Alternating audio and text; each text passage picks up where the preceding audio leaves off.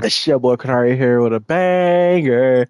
Let's go ahead and go into the bye week, where we're going to look at some prospects, uh, and everything we talked about last episode, prospect scouting, things of that nature. So let's get right into it. Uh, First thing first, let's look at some stats at the midpoint mark. 2,300 yards, or yeah, 2,334 yards, 209 of 343, 60 completion percentage, 15 touchdowns, 16 interceptions. QBR rating has been up. Like I said, over the last 5 weeks, I could say for Michael Penix, he's been a lot better over the past 5 weeks. The last 5 weeks is where we've started going on a big win streak. Yeah, at the beginning of those, like if you look at his stats from the beginning of the year, you go, well, Penix, well, he didn't play the first two games, obviously. He played in week 3 against the Chiefs where he threw 4 interceptions and a touchdown. He played in the week 4 matchup where he threw one touchdown, no, one interception, one interception, no touchdowns. Week 5, he ended up throwing 2 touchdowns, 2 picks. Week 6, he threw a touchdown, 4 picks. We still won somehow, and that was only because of Taylor Heineke came in and won us that game in the fourth quarter alone. Week 7, he threw 2 touchdowns, 1 interception. Week 8, he threw 3 touchdowns, 3 interceptions, and was sacked 6 times.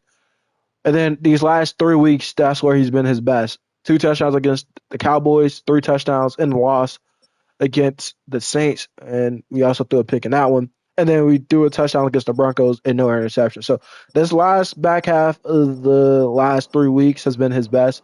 He's still been getting sacked crazily, but he's very much showing the improvement throughout this season. He also has a couple fumbles on his season as well, but he's been showing the improvement uh, throughout the season. And I'm loving that. Thus far, he's played in all 11 games for 571 snaps. Uh, 30. He's been sacked 30 times this year. I'm pretty sure that's like number one in the NFL in sacks. He probably still leading the NFL in interceptions. Hopefully not. And no, he's not. He's second though. Will Levis has 19 interceptions, 15 touchdowns thus far. I mean, we're in the bye week now, so he's not going to probably crack into this top half. But Anthony Richardson has 11 interceptions now, so he probably lost that race of getting into this MVP race. But for the most part, we've been pretty solid. We've been good ourselves. He's been solid. But sacked 30 times, I'm pretty sure that's very much so leading the NFL. Josh Allen sacked 29 times. Geno 26. So we just gotta keep trying. Yards per game. Patrick Mahomes with 8.8. Tyler Heineke with 8.7. When will we see ourselves? I don't think we're that low, are we? He has 6.8, just 6.8. QBR rating. We're probably on his back end more so. Penix was 76. 2.12. Or 212.2. 60 completion percentage. So yeah, we're trying to get better. We're trying to slowly improve as the season keep going. No Bijan Robinson for a while as he's hurt for the next couple of weeks. So he's very much down. Okay, he's not that far down. He at least is in the fives. Yeah, he's in the fives already. Okay, there you go. 5. There you go. Bijan Robinson is right here. 11 touchdowns for David Montgomery, which is really, really good for him. Leading leads and carries is Najee Harris, who's already close to 1,000 yards for rushing. Good for him, I guess. Receiving though, 72 receptions for Jamar Chase on the season, which is almost doubling the other guys. We're third in receptions. We're fourth. We're top 5 in receptions with 61. 719 yards. We're top 6. So I would say top 10 in yards, which is really, really good. Pitts is down in there as well at 641. Touchdowns, we have Darnell Mooney at number 7 he has 566 receiving yards, which is really, really good for him. So we're gonna keep trying on that. Leading the league in sacks. Deion Dawkins with 11. So that's good, I guess. Leading the league in tackles goes to Devin Lloyd. Edwin Cooper is up in there as well. We are sitting at 74 with Jefferson Simpson at 74 as well. So we could probably have potentially two guys over 100 yards tackling. Ken Ellis leading the league in tackle for losses with 18, followed by Cameron Jordan, Dexter Lawrence. Sacks goes to Alex Highsmith and Josh Hines Allen. They're both tied for 11 and a half, followed by Von Miller, TJ Watt, and Matthew Judon, who has 9. Ain't that ain't ain't that crazy? That's crazy, ain't it? Pick 6 for Tredavious White. 5 for Taylor Rapp. I'm sorry, I can't speak English. But other than that, they're doing their thing out there. Forced fumble. There's a lot of forced fumbles going on out here. A lot of forced fumbles going on out here.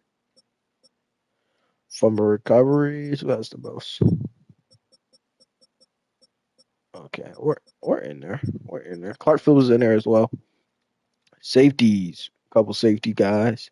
Blocks. Ooh, we got a couple blocks field goals this season. Okay. Touchdowns. We got two for Minka. Okay.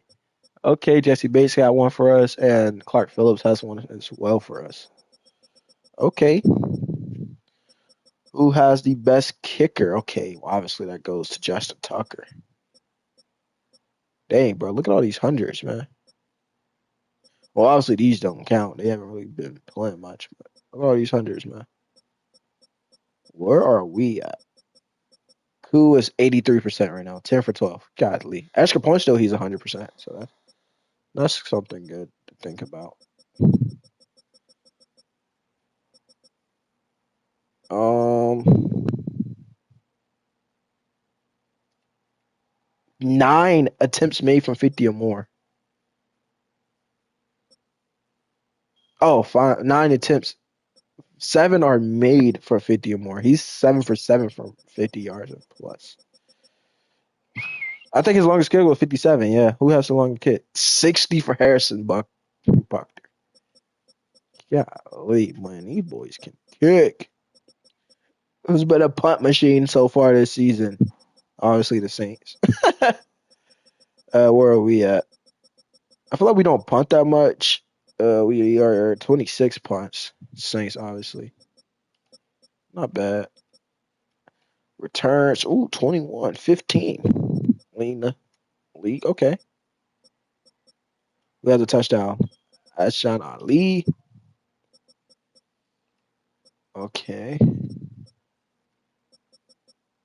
All right. Touchdowns. Okay. Tony Pollard. Xavier Gibson. Okay. All right. Well, we've seen how that looks. Weekly award. Oh, wow.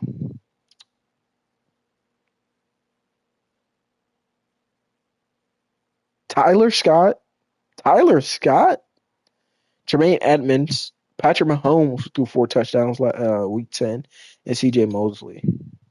Yeah, we looked at that one. Week 11 was, wow, another Bear. And that's the number 1 overall pick. And Caleb Williams, Harrison Smith, Raekwon Smith, and Joe. He threw for 5 touchdowns as he's trying to keep his season alive. Leading the league in total yards gained is us with 5,000. We're close to lapping. Well, yeah, we're close to lapping the Chiefs in yards. Passing yards, we're second behind the Chiefs. Rushing yards, we're third behind the Chiefs and the Bengals. Or passing yards, or total offensive yards, we're second behind the Chiefs. I'm sorry. And then passing yards, we're third behind the Chiefs and the Bengals. Rushing yards, we're top 5 behind the Steelers, Jaguars, Commanders, and the Packers.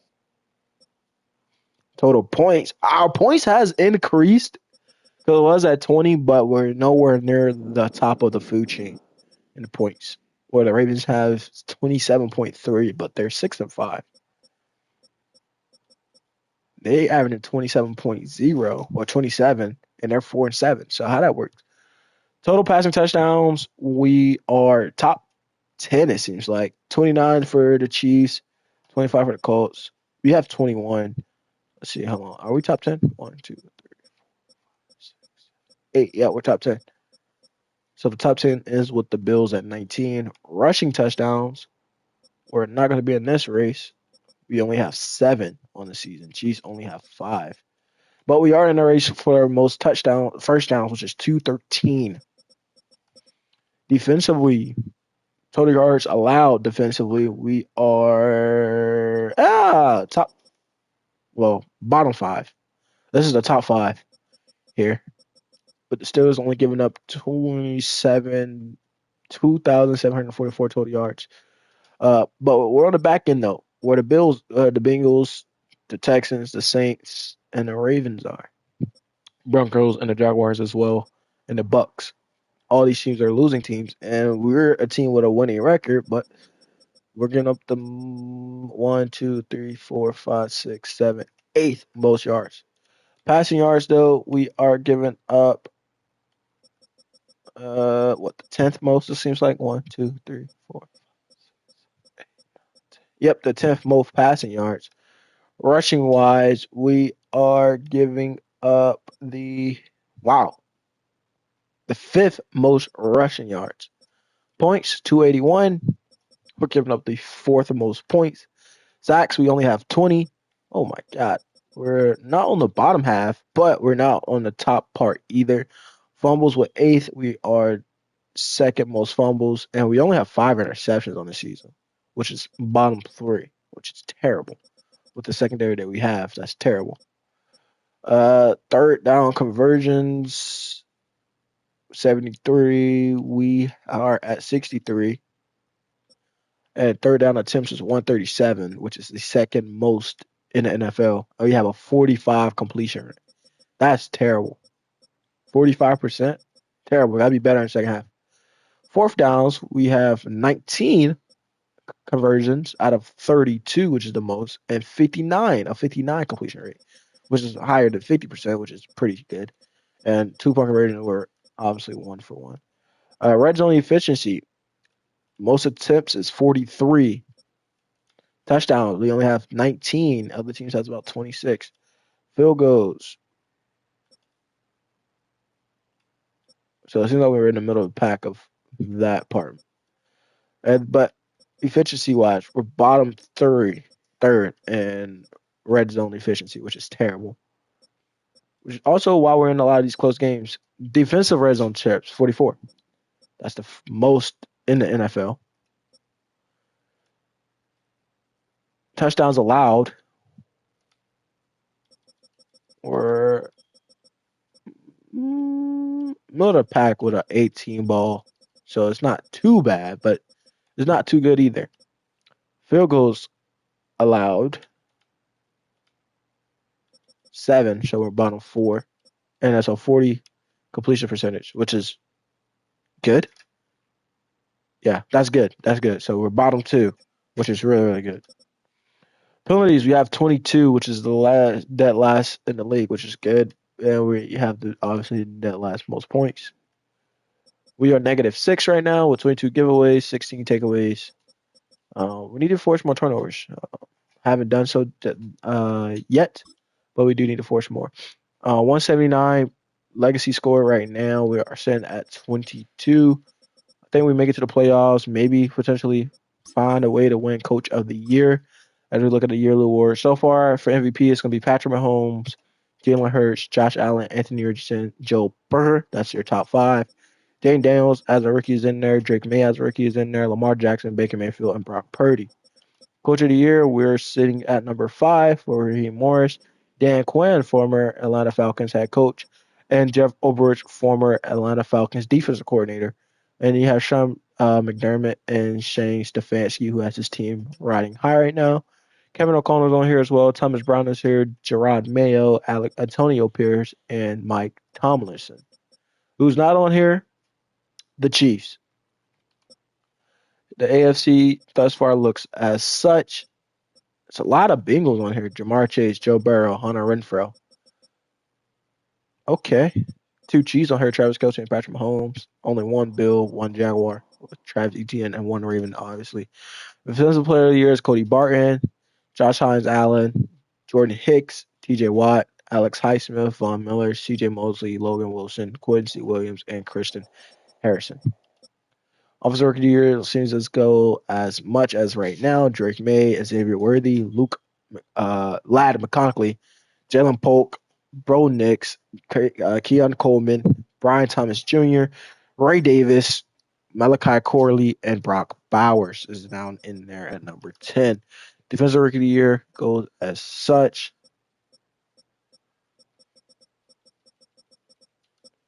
Best quarterback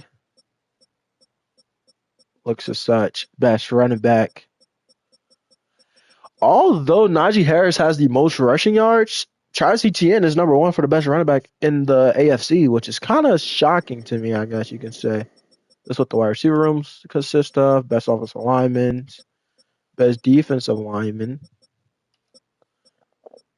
best linebackers, best DBs, and best kickers. Now for the NFC, Offensive Player of the Year look such. Kyle Pitts is in there at number 9. I don't know how he's in there.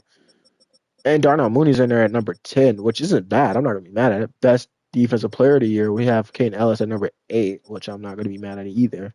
Thought maybe Taylor Rapp would probably be up in there, or even Ivan Pace at number 1, but it's Tremaine Edmonds. Or Tre'Davious White, who's leading the league in interceptions. I wasn't really expecting Tremaine Edmonds to be up in there. Okay. Michael Penix did crack the number 9 list, which is pretty solid. But are we going to win it? Obviously not, but pretty solid there. Defensive Rookie of the Year goes to, as right now, Edgerrin Cooper. Our defensive linemen, that's rookies, are not really doing anything much spectacular. We're not going to be best quarterback, obviously. Best running back, we do have Bijan Robinson here at 9, but I don't think he's going to be able to crack the top 5, which is okay. Best wide receiver, we're at 4th with Darnell Mooney, which is pretty solid. Other than that, nobody else is cracking that top 5 from Atlanta Falcons standpoint. Best offensive lineman, we are 7th with Chris Lindstrom. Other than that, nobody else is in this field of play. Best defensive lineman, we don't have anybody here. 2 Commanders are on this board, though, which is good for them. And then best linebacker, we had Matthew Judon at some point, but he goes to the Eagles and just takes over. Kane Ellis is there at 4, though. Best DB, we don't have anybody here, but Tre'Davious White supposed to be winning that one. Best kicker, we're number 9 with Younghoe Koo. Other than that, nobody else is going to win that one from us. All right, let's look at some NFL record books. I don't think we're going to be nowhere near this part of the field just yet with anybody, but I'm looking to see if any rookies broke anything, and thus far, no. In a rookie game, it is a no. All right, cool. So I'm looking for our franchise only for right now. See if he broke anything, and that is a no. And Penix, he did break something. He broke the rookie game passing yards, which it was the game he threw for 340. So he did break that. He did also throw for 3 touchdowns, but he needed to throw for 4, and he didn't get that one. So other than that, no, nobody broke anything besides Penix this season thus far. In a game, we haven't broke anything in a game either, which is kind of crazy. Let's see about on the NFL standpoint. In a game, nope, nothing's broken in the game. Season-wise,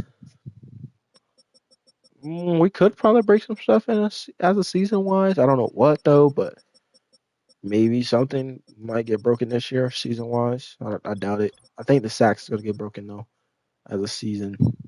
Season-wise. I think the sacks will. Rookie season, maybe we can probably break something here with a couple guys. Probably not, though. And game-wise, CJ Stroud 470 is pretty hard to touch.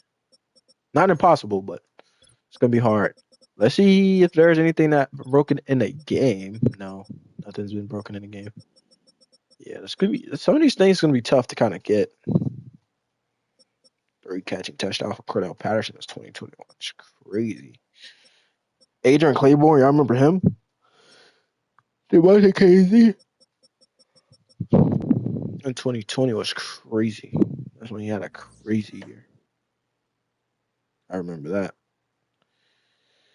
All right. Well, without further ado, let's get right into. Let's do the weekly strategy here, though, real quick, though, and then we'll get right into the rest of this evening.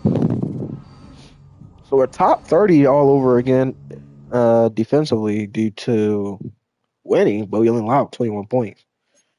So I'm kind of lost on how we're top 25, but hopefully that goes down next week. But we're top 25 defensively. All right, cool. So before we even keep going, let's go ahead and upgrade our players here real quick, and then we'll go into this next phase of this offseason. The person we're going to upgrade here is going to be Brandon Dorless, the rookie out of Oregon, who's been playing very, very good balls thus far. 9 tackles, 5 tackle for losses, and 2 sacks.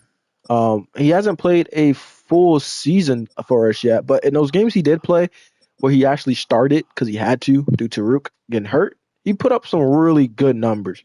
These last 2 weeks, I don't think he played any snaps. It don't look like he played any snaps, actually. Did he play any? He did. He played a couple snaps, 8, 9. But when he actually get into the game, that's where he had his most impacts over these games here. Week 7 and then week 9. So week 7 he put up 28 downs played, and week 9 he had 33 downs played, and that's where he had his best games. Only his sack and both put up 7 tackles combined and 5 tackle for losses. So I mean he does what he's supposed to do, right? I think we do need to probably start rewarding him though, for having good games like those. I think he should get more PT. I think for me personally, though, based off of the way he plays and the way I think he can be used for the future, I'm going to upgrade run stopper, though. He goes up to a 72 overall, and he's going to go +1 block shedding, +1 tackling, which isn't bad. Block shedding 77, tackling is up to an 81. And then we're going to go upgrade his power rusher. I want to get that run blocking up to a 70 because I don't know if that power rusher was going to do that. So he goes up +1 awareness, +1 to hit power, +2 power moves, +1 to tackle. So that's huge. 80 power moves, 82 tackle, hit power goes up as well to 82. Awareness goes up to a 70 with a 77 block shedding. So that's pretty solid. Like I said, he recorded his first career sack in week 7. I'm ready to see what else he can give us though this season. As always, we're a playoff contender. As always, we should be for the next few years. As long as the defense shows up and shows out. Chris Lindstrom, he gets the next upgrade here. I think for him personally, I think upgrading his pass blocking is going to be a big one for us. As we're going to get that into the 90. He stays in the 94 overall though, but that do go up to a 90. +3 pass block, which is huge. +3 pass block power. So 90 pass block, and then his pass block power goes up as well. AJ Terrell, who we're hoping for a big second half out of him. He's been a really great tackler for us. A couple tackle for losses, 42 tackles, which is very much on the verge of maybe surpassing his sophomore season numbers. But the interceptions, the lack of interceptions these last 3 years is kind of killing.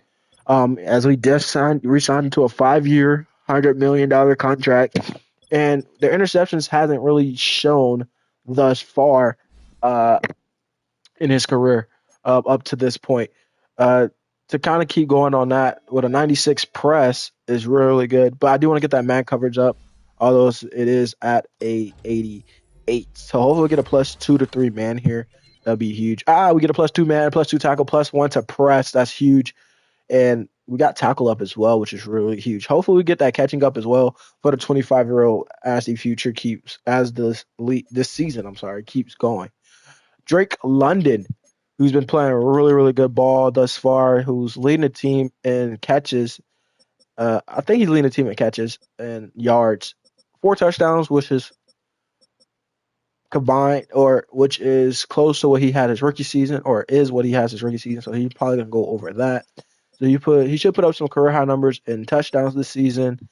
He's already averaging more yards per game in the first 2 seasons. I won't say combined, but in the first 2 seasons, average per reception is a little bit of a dip from the first two seasons, but if you look at where he's at right now, he's very much on the verge of having 1,000 yard season, as he's been playing phenomenal ball, very consistent though. Week two was a little slow for him, but week one he did really really good, 5 receptions, 56. Then he started picking it up. Week seven was kind of his down. He had 5 receptions, but only 33 yards to show for. But then you go into that scratch where he 7 for 124, 7 for 58 and a touchdown, 8 for 82 and 2 touchdowns, 6 for 88. So I feel like as long as he just keep moving forward, keep thriving, as we're gonna have to pay him soon. But as a first round draft pick, eighth overall pick coming out of USC, I think give him a legitimate number two, number three. It's gonna be huge for him. What do we want to focus on getting better for him though? With 93 catching, is just his route running. His route running is just abysmal going deep. So I do want to work on that a little bit. So let's work on his deep threat. He already has the hands for it, so we're gonna work on his deep route running. +2 to break ball carrying vision, +1 to catching, which is huge. So that's 94 catching.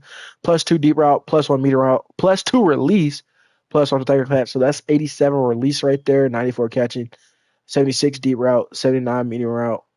Um, well, 88 speed, that's pretty cool. 86 ball carrying vision, that's really really good as well. Just keep developing the young guy here. Going forward. Next person up is Darnell Mooney. He's having a heck of a year already. I think he already has almost career high numbers. Obviously, I don't think he's gonna hit 1,000. He could, but he has career high numbers in touchdowns already through the first 11 weeks. 48 receptions for 566, 7 touchdowns thus far. He's been putting on our clinic as well. Hasn't had a game over 100 yards, but he do have a couple games with one or more touchdowns in it. He's been very consistent as well. Some games he's inconsistent, but when we needed him the most, definitely in that game where it was tied or we could have lost, we hit him on a deep ball and he shows up. I think for him though, release is going to be a big one, and focus on that separation. But I also want to focus on him getting some catching ability as well. He's already a deep threat. Do want to focus on his catching though. So let's go the playmaker route. He goes up to a 78 overall with a +1 morale. So hopefully we get some catching in here. Hey, we get +1 catching, so we'll take it. +1 awareness, +1 ball carrying vision, +1 break tackle, +1 catching traffic, +1 catching, +2 deep route, +1 juke move, +1 medium route, and +3 to release. That's huge. 87 catching, 80 release, deep route 79, medium route 80. Spectacular catch 88, I believe that's what that was. A spectacular catch. Was it spectacular? No, catching traffic. Catching traffic is an 85. Ball carrying vision goes up as well. I think break tackle went up as well. Yep, break tackle went up. And the juke moves went up as well. But that +3 to release is huge. That's a huge thing. That means he gets off the ball a little bit faster. He get to, certain things that just helps us out. Arnold Ebiketie, who's more so better as a speed rusher. His block shedding is only a 72 though. So I am gonna kind of focus on that and go up in his run stopping ability. He's at a 75. +2 block shedding, +1 ball carrying vision, +1 to tackle for the 25-year-old. So that gets that block shedding up to a 74. He has nice speed. I do just need him to get off the block a little bit better. Thus far, he having a really solid season. 19 tackles, 6 tackle for losses, which is a career high in tackle for losses.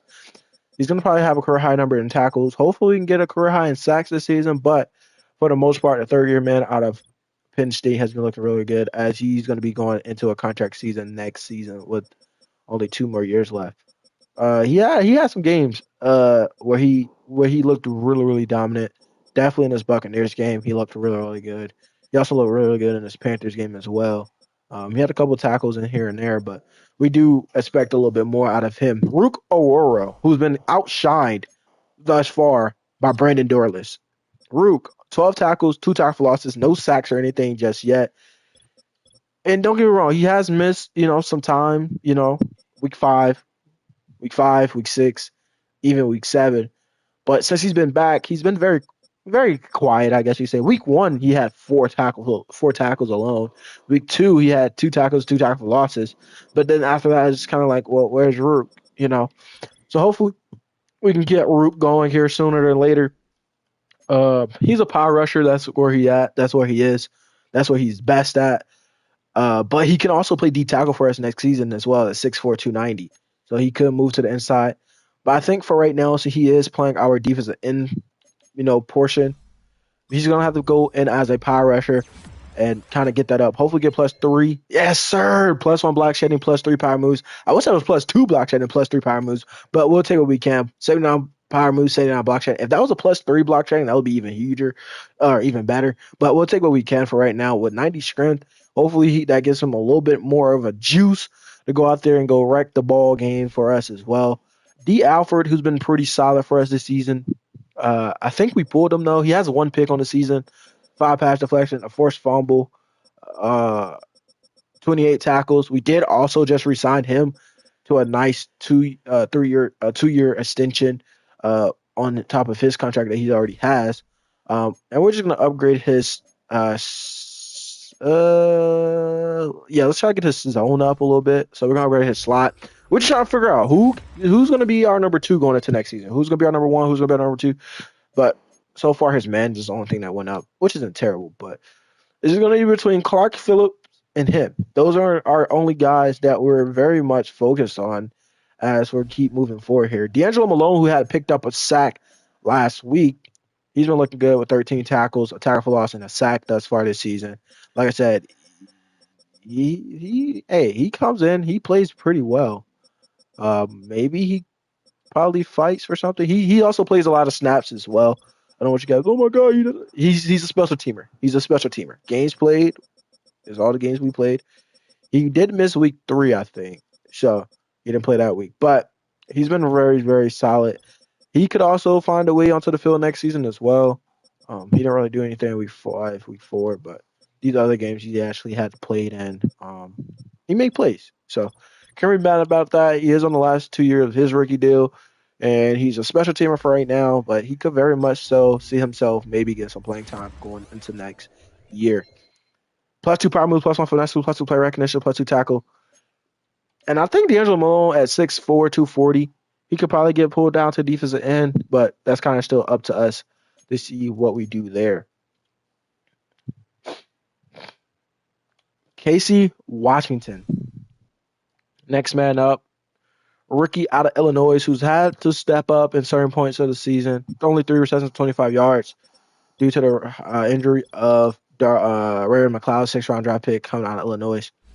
He's had to step up at times, but the development of him is kind of where we're focused on a little bit more. He goes up +2 from a 66 to a 68 overall. That is huge. +2 ball carrying vision, +3 catching traffic, +1 catching, +3 deep route, +1 juke move, +3 to release. That's huge. Release 69, deep route 71, catching is 84, catching traffic is a 79. He has 90 speed, so he's not terrible. He's not bad off, but we're very much focused on his development more so than anything else. Uh, yeah, I'm just giving him the reps right now. Could he potentially start playing a little bit more now? Yes, he could. Kind of give him a little bit more in-game reps going into next year. But that's a here nor there type of situation. Jordan Anderson, I do want to kind of focus on his. Actually, I want to get that tackle up. So let's go run stopper here. He goes up to the 6'6" overall. He's only 25 years old. He's also fighting for a chance to play next season as well. +2 block shot, +2 awareness, +1 play to recognition, +1 to tackle. So not terrible. But yeah, he's also trying to play for a spot to play next season as well. I'm liking what we're getting on Nate Landman, but I think we maybe start letting the rookie start to play here in JD Bertrand. Give him a little bit of looks here as well. Um, throughout this season. Because right now, Nate Lamb is not coming back anyways. So I think we're at the part where we can say, hey, Nate, you're 25. We're not going to release him or anything, so there'll be no point. But you're 25. He's 34 tackles only, 2 tackle for losses. So he's not tackling very, very high. A lot of forced fumbles though, which is really good. A lot of pass deflections, which is really good. But other than that, we're not bringing back Nate, and I feel as if we can move to JD Bertrand or a Troy Anderson that can probably give us a little bit more and show us a little bit more flashes. As we did with Clark Phillips, we gave Clark Phillips the room to go out there and go play. He took over for Antonio Hamilton. So thus far, 14 tackles and only 9 games played.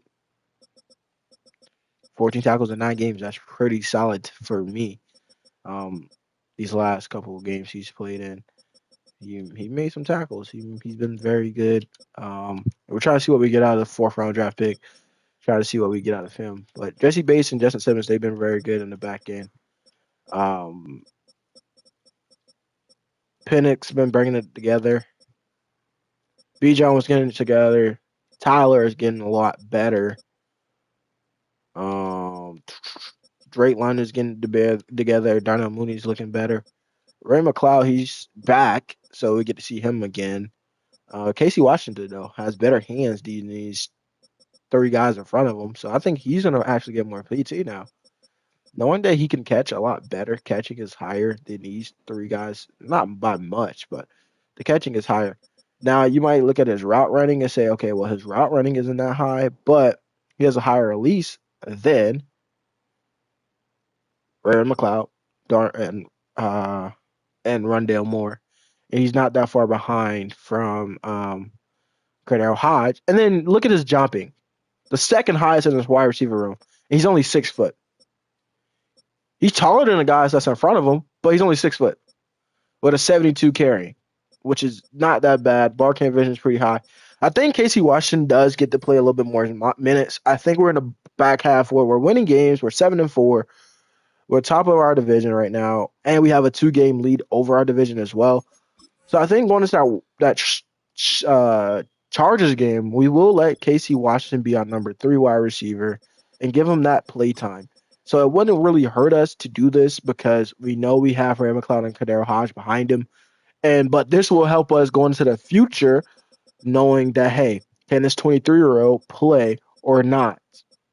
And if he can, that's good for him going into the future. So I do want to kind of get him developed and keep getting him going. What else is there to talk about before we head on into this? We didn't really look at stats completely. Running back room, though, this is kind of still what we're looking at. Tyler Algier, he's been mediocre, I guess you could say. He's fumbled twice, though, in his starts, which is kind of crazy. He's not really a fumble machine, but he has fumbled thus far. Like I said, he's doubling, tripling the receiving yards on this team thus far. As of right now, that's what he's doing. So with Casey Washington get more looks, he might be able to step in and play a little bit more now. But these 2 guys have been our touchdown machines. Hopefully we can get a little bit more out of Drake London because I feel like he should be a Pro Bowler. But we got to get more touchdowns to get him into the Pro Bowl race. 3 guys with 70 tackles, with AJ Terrell following suit. Nate Landman with only 34 tackles. And Antonio Hamilton, who hasn't played in a while, he has only 31. 29 thus far for Josh Sweat, though, which is good because he came over. I don't know how many he had at the time. But really, really good. Sweat ended up getting a sack. I think Brandon Doyers might end up getting more PT, though. We'll see. But right now, that's how I'm feeling. But we'll see as the season keeps unraveling. We need more sacks, man. This is pitiful. All right, so let's get right into the draft prospects. I think they should be scouted a little bit more now. I think next week we get to kind of do a little bit of a whatchamacallit? What is it called? We'll get to like kind of choose who we want to look into. All right, we're back in the wide receiver room though. We're gonna look at some of these 3rd-round draft picks. Matthew Davis, we're gonna look at that, but let's look at Sheldon Watkins out of Washington State. Starting at 6 foot, 190. He is a deep threat. Great to good speed, great to good acceleration, so that's really, really good. C catching, which we can work on. Deep route, D deep route, C release. Okay. B deep route, B to D run blocking. Okay, so it's not terrible. I seems like a lot of these wide receivers can run block, so he's not bad. I feel like that's something we could use out of Sheldon Watkinson. Watkins, I'm sorry, not Watkinson, but Watkins. So we're gonna look into him a little bit more, hopefully. Another day three guy is Jaleel Watford, 5'11" out of LSU. Okay, A catching, B catching traffic, slot guy. Okay, good to solid speed. Okay, so good. So okay, cool. A catching, which is good. So we can work on the route running and all that stuff. We can kind of work on that release. Kind of, that'll be a developmental thing to do for us in the wide receiver room if we don't have to play him right away, which we probably wouldn't have to. Uh, Daniel Kirkpatrick, 6'1" out of Ohio State. Physical guy. Yeah, he's decent athletic, but not that good in the catching game. He's not that good in the catching game. So let's see Kenny McLeod, 6'2", 222. Okay, nice release. Nice release, actually. B release, B catching traffic. C to F catching. Hopefully that's more so a C or a D. D. Okay, cool. Okay, cool. He'll be another developmental piece, I think, with his athleticism as a physical guy at 6'2", 222. I think we can work on that. We can work on all the other things that needs to be polished. Antonio Myers, 5'9", 183 out of Middle Tennessee State, who's a deep threat. Hopefully he's just very, very fast. Great to good. Yep, he's just very, very fast. Solid catching though. B to deep route. C to F short. Okay, he's not bad. Uh, Antonio Myers out of Middle Tennessee State. So I think that could be somebody else we can kind of look into as well. We're not gonna look at the day three guys yet. We're gonna wait for that to kind of unfold, and then we'll look into these guys, which could be somewhere within the near future. Who is okay? I thought we added. Okay, yeah, we did. We added this guy, but there's no point of really talking about him yet because we can't really see anything on them yet. We also talk about Brad Fox, who we liked a lot. No centers or guards are going in the first round, so he could probably be our secret weapon in the first round if we want to go center, which we could if we feel like everything else is good and we feel like we can get the safety that we want in the second round, which I do think will still be there. You also looked at Brett Walden as well out of West Virginia and Demar Williams out of Iowa State. We didn't really get any tackles because we're not really in a need for tackles. We didn't really look at any defensive ends. We're trying to look at some D tackles, but we might have to wait till we can get a weekly, not a weekly, but a private workout or something like out of one of these guys in this day three. Maybe it's going to probably be Jonathan Thorpe, Tavarius Spearman, and maybe a Terrell McDonald would probably be my three. Those are the three top run stoppers, so that's what we're looking for. So that's probably what we're gonna probably head into a little bit more. We're not really in the need of a speed rusher, but Jared McCaffrey out of LSU looks like he's gonna be very, very good. We could use a middle linebacker, but we're not really focused on that. Here go another run stopper here, and Cam Cameron. That's a funny name to say. Jake Hampton is here as well. And here goes some cornerbacks that we were looking into, but these three guys are going within the top 25 in Jeremy Peck, John Porter, and Justin McCullough. So we looking at Trayman Cook, Brandon Whitlock, and Mr. Malachi Walker. But let's go ahead and look into these day three. We have Bernard Knight, 6 foot out of USC. C-man, D-press, D-zone. Athletically is just not there. He is a man coverage guy, 6 foot, 186. So that kind of sucks there. Ontarius Johnson, we're going to look at these day three guys, but Ontarius Johnson, C press, C zone, 6'2", 205 out of UCLA, 23 years old though. Just not athletically there. That's the only thing, man. These corners are not that athletic, and that kind of burns. Chuck Sweeting, 5'10", 203. 24 years old out of Texas Tech, though. B-man, F zone. We already looked at him. He's just not as athletic, but acceleration is there, but athletically just not there. Quandre Charles, 5'9", 189, 21 years old out of Wisconsin. D press, D zone, decent to marginal speed. I want to know what that decent to marginal speed actually means, but we'll have to see if he gets drafted to kind of look at that a little bit more.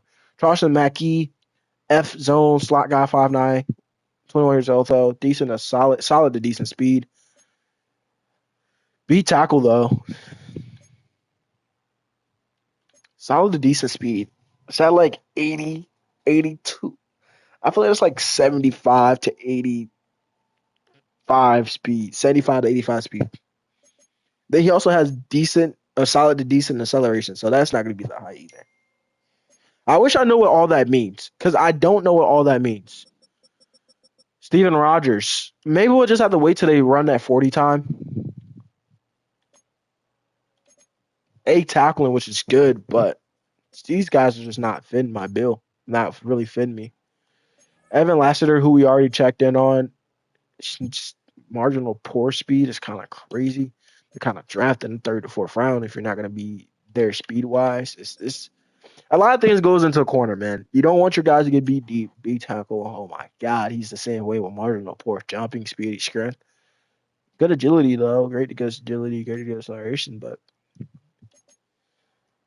you don't want to get beat deep, man. We'll allow certain things to slide, but getting beat deep, that's a no go. Otis Wolf, oh man, he got his elite to great acceleration, B catching, B tackle. He's not bad, but just decent to marginal speed is slow. I know that has to be slow. It just has to be slow. Let's look at Tony Hart. 20 years old. Decent to marginal as well. Yeah, that's just very slow, man. I just can't get into it, man. So we're just gonna keep the guys that we already have on our board. Our safety wise, we're looking at Shaquille Womack at free safety. Although we're not needing a free safety, but that can move over to strong safety. Joey Barber is also here as well. And then Terrence Tucker, who we like a lot more than the other three. But Adonis Harrison, who's another guy that we could probably look into. Maybe one of these safeties can probably move down to freaking corner for us or something. If they're available, maybe we can get a safety that can move down a corner and help out in that department. Because right now, I don't like none of the corners that's projected to go in the second or third round. Isaiah Kitchens is another guy that's okay when you look at his skills wise, but when you look at his physicals, you go, pretty slow to be a safety. You know, what if you got to go get Tyreek Hill and he's burning past you because you don't have that speed? You know, just certain things like that. Marquise Ferdman. I'm also focused on speed right now. I'll look. I'm looking for the speed guys, and then we're gonna go into their skill. If you can't wow me speed wise, there's no point in me looking at your skills because your skills can do so much for you. Can only do so much for you. It's some fast guys in here in the league, and we have to be able to guard those guys. 100 yards. You have to. 101, 110, whatever. Because these guys are just that fast. In the blink of an eye, you can get blown past. And we've seen that happen. Okay, here go a good to solid guy right here. B man. Okay, B man coverage. Okay, cool. That's not bad. Not bad. Hybrid, not bad.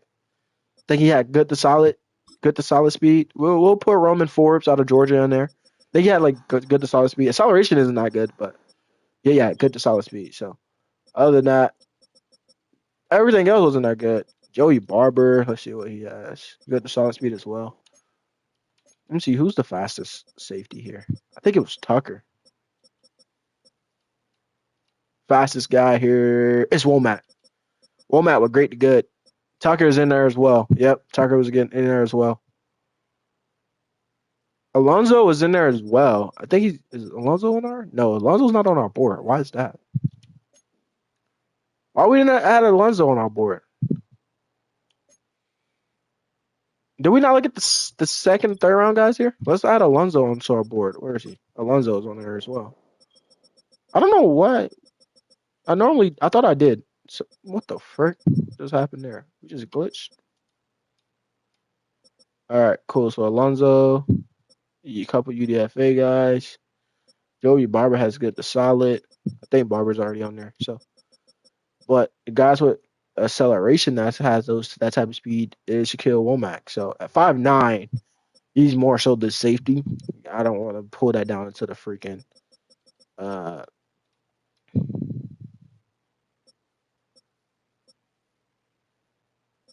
yeah, I don't want to pull that down into the corner position unless you pull it in the slot position. All right, let's find some more guys in the safety room that's going to be very fast. Ooh, Lawrence, great to elite. Oh my God, this dude is very athletic. I want Lawrence Tyson so bad, but he just won't be there for us. I think he's going to go like a pick after us. Sucks, but okay. Roman Tolbert, who's a day 30 pick, 30 per day 3 projection. Taj Bates, who has decent athleticism that can get it done. Claxton, Bush is on there as well. All right, here goes some day 3 guys. Let's look at them a little bit. Jason Joseph out of North Carolina, 5'10". Okay. Not the best tackler, but Cam Forrest out of Northern Iowa. I don't think he had the speed aspect. Yeah. Dom Weston, who was also here as well. Nope. Yeah, it's not going to be a good one, boys. Romero Tolbert, who had a little bit of speed to himself. B pursuit, C zone, C awareness. Okay, we can rock with that. Let's go ahead and add him. These could be some potential corners, man. This is what we're trying to see. Who could be a potential corner? Devin Drummond. I don't think he was. Yeah, no. So let's look at. We already look at Joseph. Let's look at Austin Bush out of Florida. C zones deeper than D tackle. D hit power. D tackle though. I mean, we're the ones controlling them, so if it's not that bad, then yeah. But a D, a D. Yeah, D tackle as well, so I can't really talk. But I like his hands. I like his hands. I like what he can give us hands wise. All right, cool. Let's look at wide receivers as well that has some great speed to themselves. Rob Campbell. He is on our board too, by the way. And we do have Rob Campbell on our board. I know he was one of the fastest guys. Another Campbell. Is that his brother? Terrell Middleton, who's a day 3 projection. Kyrie Hamilton, who's a day 3 projection. A lot of these day 3 guys are. Good thing we get to scout these guys because there's a lot of these day 3 guys that we're looking at. Deep threat here and David Matthews. Okay, here goes a 6'3" guy with some good to great speed here. Okay. Sean Payton, who we're looking into as well. Okay, cool. So we've got our board. We've got our board of the fast guys. I think we're looking pretty solid. Later, a couple of third round guys. We're gonna look at some day 3 guys later on. What else is another place? I think that was all of our spots to kind of look into. Because Campbell, he's not projected to go in the first round. It was just Gray Cooper, Gray Cooper, Sean. So it was Towns, Cooper, Gray or Gary. I'm sorry, Weldon and Gilmore. That was supposed to go. That's projected to go in top 25. So if we can find a decent steal later on in this draft, that'll be huge. I mean, I won't complain. I really won. So let's see what we get though. We have 75 staff points that we will be using here as we need to get down here. So we're gonna use 40. Is it 40? Yeah, 40. That's gonna leave us with 35 more. We can't use it on them. Cool. And I don't want to use this on this squad yet, nor that squad. So we're gonna go over here and do trades. Boost that trade up.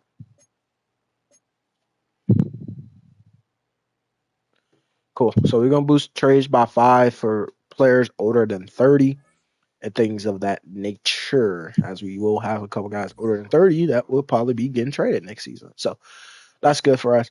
But that's gonna be the end of this episode. Team salary, if you guys want to talk about it, we only have $450K.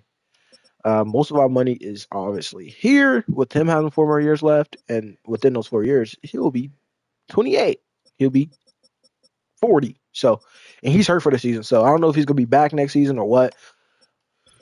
He could be a trade piece or could not be a trade piece. It's kind of up to kind of where we're at there. Wide receiver room, most money is right now is into Darnell Mooney. Obviously, that is set to possibly change, but I don't. We might pick up Drake London fifth-year option, although he wants to come back anyways. I mean, I think as long as we have the tags and everything, he wants to be back here anyways. So I don't think we have to pick up that fifth-year option. We're gonna have to pay him anyways going into next season. So, and I'm okay with paying Drake London uh, a pretty good, decent bag for a 24-year-old. We already paid him for the next 3 years, so he's locked in until 2026. We obviously have him for the next 2 years. He's locked in until 2025. So he'll be looking for a contract extension next season as well. Darryl Hodgkin's locked in for the next 3 years, so he's locked in until 2026. And then obviously we have him until 2027 due to him being on his rookie deal. And then we have this guy, Cal Pitts, who's on the last 2 years of his deal. I think we're signing a pretty decent sized deal. So we'll probably have to pay him next season. But he's locked in as well. So we picked up his fifth-year option. We have him for the next 3. So we're going to need a tight end here soon. A tight end 3. Jake Matthews making 109 mil. He's making 116. He's making $34 million. But I think next season we can kind of get rid of him and probably revamp that left right tackle room. Not really much money there. He's making $74 million. I think he just got re-signed to a nice contract, so maybe we can probably release him or trade him away to a contender. Although we are contenders as well. David Ayama's on the last 2 years. His deal, it'll be useless to kind of release him or anything because we won't be able to save much. Caden Ellis is on the last 2 years of his deal. We have these two guys still on their rookie deal for the next 2 to 4 years. Sweat is on a nice cheap contract actually because it's at 4.4 right now. It drops tremendously, and we don't have to pay big bucks for him. So that's why that wasn't really a bad trade for us. So I'm very happy about that. And then we just paid him $112 million for the next 6 years. So he won't have to get paid till 2029, and even by then he'll be 31.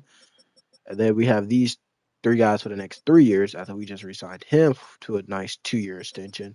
But we still have him on his rookie deal. So we have 1, 2, 3 going into next season. Hopefully he'd be up to at least a 74, 75. He's probably up to about a 77, 76. And if we still need to draft somebody, we will. Obviously draft somebody in the 4th, 5th round. He's still on the last 3 years of his deal. He's still on his rookie deal. So that's really good for us. If we don't want to go out there and go get a strong safety, we at least know we have DeMarco Helams that can go out there and play strong safety for us and just draft somebody. And that's pretty much where all of our money's at. So here's our big 4. The offense is mainly of the big 4. So combined, this is what? Let's see, that's 8, 17, carry the 1, 7, 9, 10, 11, 31, 1, 2, 3, 4, 5. That's $597 million within these 3 guys here, if I'm not mistaken.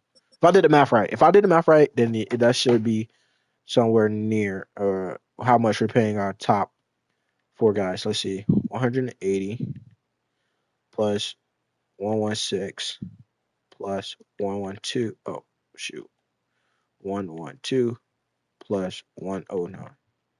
$517 million is it within these first 4 guys. Now, if we want to add in this too, we can. So you guys do the math, man. And we just don't have the money right now to go out here and be trading and all the other good stuff. So, but yeah, that's the end of this episode, man. Please like, comment, subscribe. Thanks for watching. Like I said, these last couple weeks will be double headers. Like I said, we didn't play the first 2 weeks due to we already did in our last episode. I just kind of screwed it, so I just want to redo it. So week 13, week 14 will be our doubleheader. Week 15 and 16 will be a doubleheader, and then week 17 and 18 will be doubleheaders as well. So that's 1, 2, 3 more episodes left before this season is done. So yeah, and also depending on the team, not overall, but record, it will kind of dictate: are we doing full gameplays or are we doing play of the moments? So also keep that in mind as well. So the series will be going a lot faster than what it is. So please like, comment, subscribe. Thanks for watching. As y'all see, top cornerback is on there. Left side linebacker, I don't know why, and left guard is on there as well, as I don't know why either. Yeah, we're not getting a left guard, but we'll take it. Uh, Number 22 in NFL ranking for offensive points per game, with third in passing yards per game, fifth in rushing yards, 27 in defensive points per game, 23rd in passing yards per game, and we're fifth in rushing yards per game NFL wise. So keep that in mind. Like, comment, subscribe. Thanks for watching.